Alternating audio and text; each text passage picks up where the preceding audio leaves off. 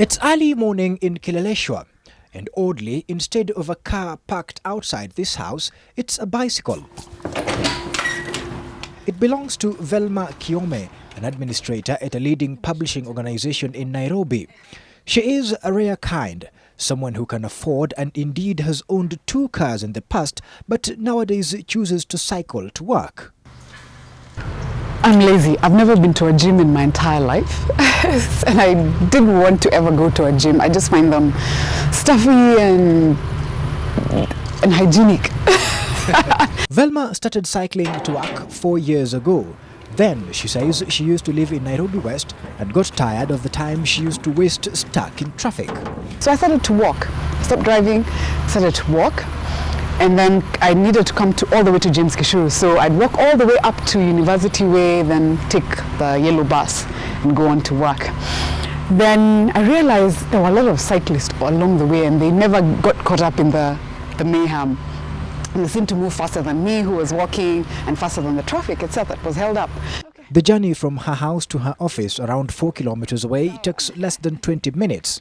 She's mastered the art of cycling in the city, especially with the often chaotic matatus hounding her, and on many roads in the city which do not have cycling lanes. I got a few people hooting at me because probably I was not very confident. I was probably wobbling along the way. And then it stuck.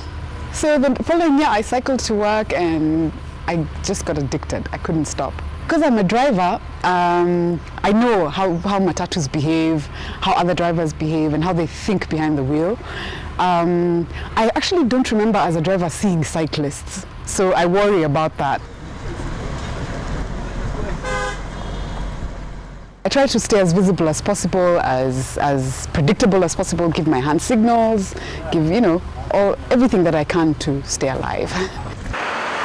A casual look at Nairobi's roads during rush hour reveals a poor cycling culture, especially among the middle class. Despite the improvements that have been made on some roads, such as the Thika Highway, there is still heavy traffic during rush hour. Only a handful seem to be cycling, and some don't even stick to the assigned lanes. Velma knows where the blame lies. It's mainly the attitude towards cycling. It's viewed as mode of transport for a poor person. It's one up from walking. So a person who's walking to work is viewed as poor. They might not even be poor. They might be the CEO of some major corporation. The second thing is it's viewed as they're viewed as people who don't spend or don't want to spend much, penny pinchers, which is okay. At work, she changes from her cycling gear and is now ready for her day's duties. Of course, not many would boast of having access to changing and showering amenities in the office. This is why she has now become involved in campaigning, not only for more people to join her, but for employers to provide such amenities.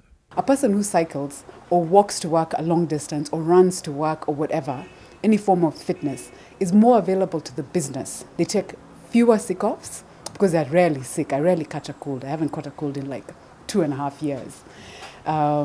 They are fitter and healthier and more alert in the morning. Earlier this month, the Nairobi County government announced that it would allocate 20% of its transport revenue to improve the use of non-motorized transport in the city. These are mainly walking and cycling.